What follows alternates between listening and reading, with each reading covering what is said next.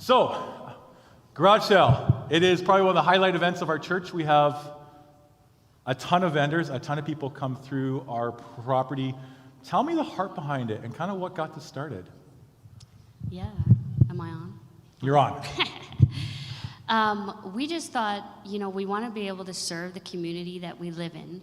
And so what are the needs around here? And there were so many apartment buildings and condos. And we thought, we have a large piece of property that we're not doing really much with. And so how could we use that for people that are living in condos right next to the church? And we liked garage sailing. So we thought, hey, let's put on a giant garage sale and see if anybody comes. And I think there was 50 vendors the first year, so we're like, okay, people do enjoy this. So. Yeah, there was 50. I think last year we had like 65. This year we're bringing it down back, I think closer to 50 due to size. Yeah, I think last year we had, what was the estimate of how many people we had through our property? I think, was it 1,500 people or something like that? Yeah. Wow, that's incredible. So what do you guys, what keeps you doing? Because this is the third one. Our church is now, this is the third year that we're doing it. The fourth, oh man, time goes by quick. Thank you for the correction. It's our fourth one. What keeps you doing? Because I know it's a lot of work. You guys and your team, which comes to our church, have been already prepping and doing admin work. What keeps you doing something for the fourth year in a row? So whoa. You're hot. That's a hot mic. So when we were dreaming about this and we approached him about, hey, does this fit in the vision? He kind of laughed at me a little bit, I think, because he's like, of course it fits in what we're all about. And I think seeing the response was an amazing thing. And so there's a couple of ways that we look at this. The obvious one is we get people to be exposed to the church. We have individuals, families sitting in this service today that started coming because of the church. So that's a beautiful thing. Yeah. And we don't even, like Pastor Tim, Pastor Erica, they're the ones that interact with them. And so we hear about that later. And it's a beautiful thing to see that. But we really wanted to show, and everybody who's been part of the garage sale will hear me say this multiple times, we wanted to show irrational generosity. Yeah. And that whole idea, and I want to clarify, not radical generosity, irrational. Radical is extreme. Beyond radical. Irrational, it doesn't make sense. We wanted people to step on our property in our church and go, this doesn't make sense. Why in the world are we getting food for free as vendors? Why are we getting helped to set up? Why are we getting free tables? Why are we not paying? And we have individuals that who do the garage sale round in the city, and they come here going, this is not what we're used to. Like, what do you mean you're going to serve us and you're going to help us and you're going to love on us? And that irrational generosity really keeps us going because we know that we're impacting. When you see people smile, people that have never even stepped on church land or properties, and they're going, okay, these guys are different. Yeah, well, and that's what's blown me away. A lot of places will run something like this as a fundraiser for the church. So, okay, we're going to run this, and this will be our fundraiser. And yes, we do from the concession, actually, that funds all the outreach that we do as a church. Like, there's direct spin-off, but that's not why we do it. And when people come, they're blown away. They're like, so you mean like the church doesn't, like there's no altruistic thing?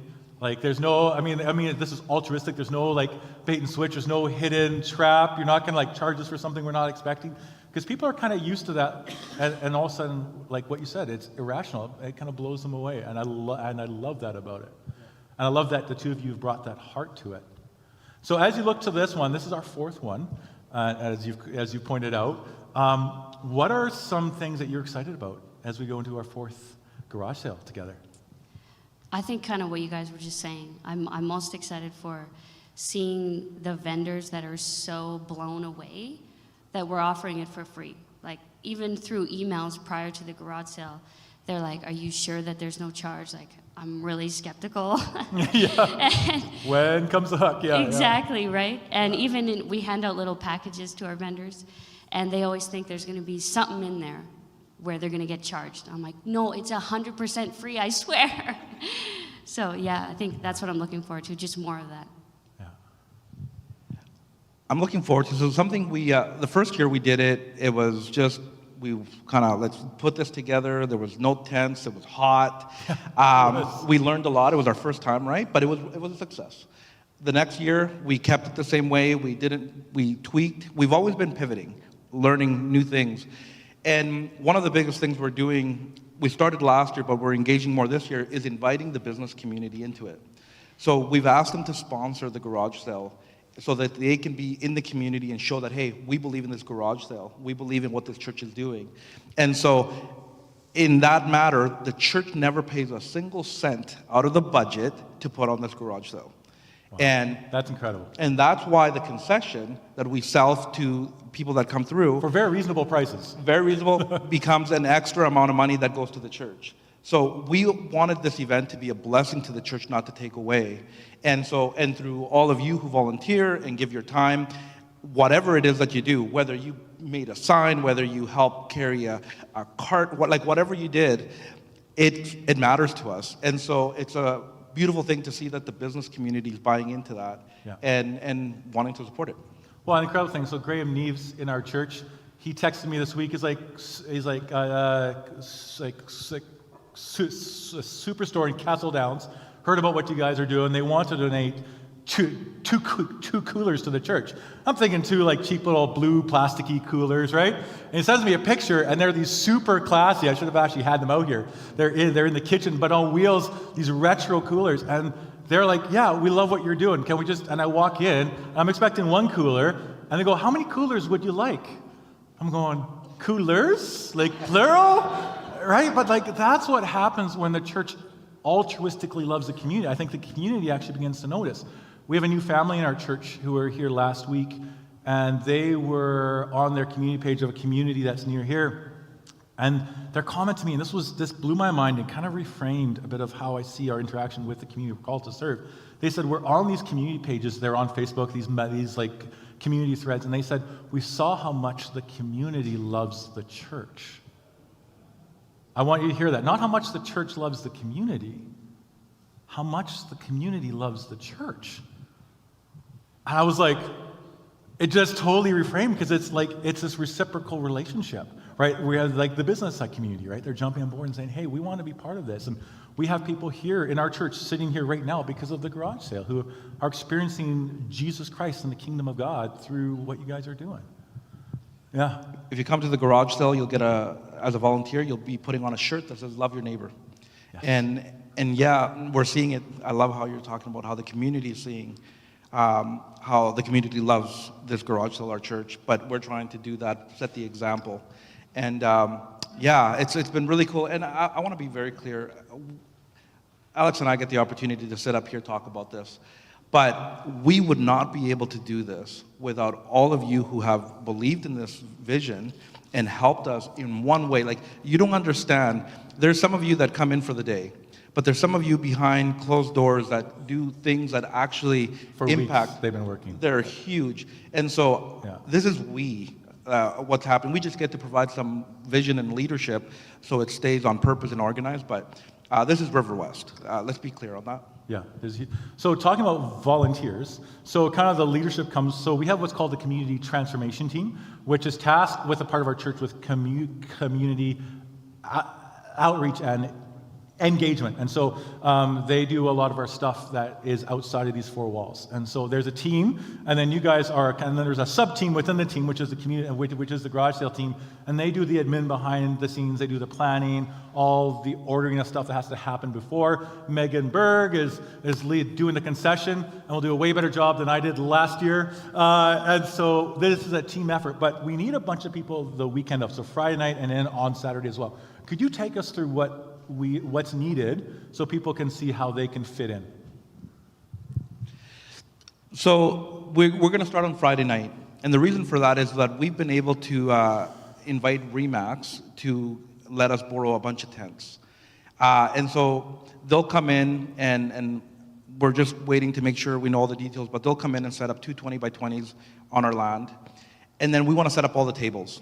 We're trying to just, whatever we can do the night before will help us in the morning of, because people show up early. You tell them to show up at a certain time, and they're there an hour or 2 hours earlier than that, and which could create a mess. And the next morning, we want to be here setting up tents. They're 10 by 10 tents, and if we don't have enough, we want to put them in a certain way that at least 2 vendors can share a tent. That takes a bit of work. Have a flow, if we had 4 per tent, it goes very quickly. But there's 25 to 30 tents that we need to set up. And that is to help us with the sun, with the rain or shine, we're in here doing this.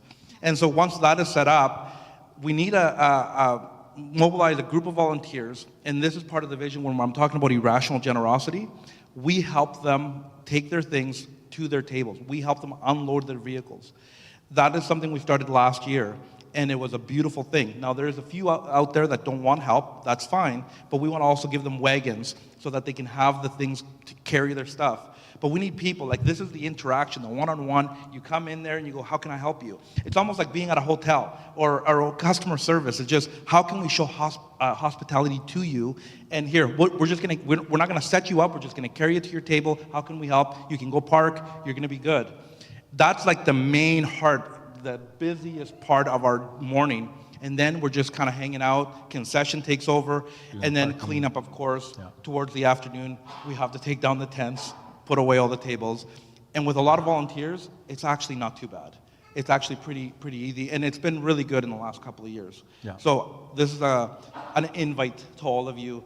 If you have an hour, if you have a couple of hours, there's a form out. You can look at when you can come in. QR code behind me. If you want to pull out your phone, you can scan that, and it will pull up all the different shifts.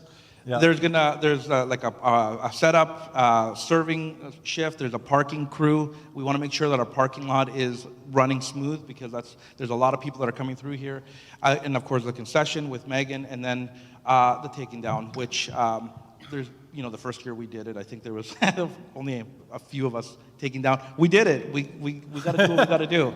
But if you're available, like, you don't have to commit the whole day. No. So it's basically there's like 4-hour slots in the morning for concession or our site crew. There's 4-hour slots in the afternoon for our concession or for our site crew. So site crew is like, if you're looking on there and wondering what that is, that's managing the parking lot, that's cleaning up, or it's setting up, depending on the time you pick. We have a bounce. Do we have a bouncy castle for Memax this year? We will be. We will be. We hope. Possibly. We hope. So it'll be helping staff the bouncy the castle.